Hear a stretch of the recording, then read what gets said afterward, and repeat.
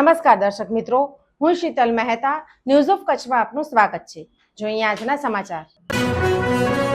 SOG પશ્ચિમ કચ્છ દ્વારા મુન્દ્રામાં હોટલના રૂમ ઉપર દરોડો પાડી 3 શખ્સોને ઝડપી હેરોઇન સાથે 3.5 લાખનો મુદ્દામાલ ઝડપી પાડવામાં આવ્યો।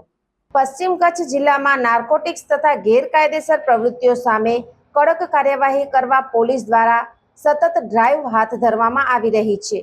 તે અંતર્ગત એસઓજી પશ્ચિમ કચ્છ ભુજની ટીમે મુન્દ્રા વિસ્તારમાં સફળ કાર્યવાહી હાથ ધરી હતી।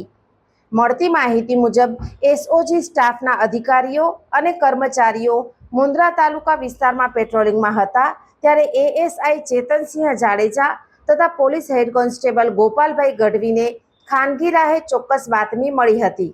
બાતમીના આધારે જરૂરી વર્કઆઉટ કરી મુન્દ્રા પોર્ટ રોડ પર આવેલા ભિંડે બિઝનેસ હબ કોમ્પ્લેક્સમાં આવેલી હોટલ ટીજીઆરના રૂમ નંબર 25 પર દરોડા પાડવામાં આવ્યા હતા। દરોડા દરમિયાન 3 શખ્સોને કબજે લેવામાં આવ્યા હતા।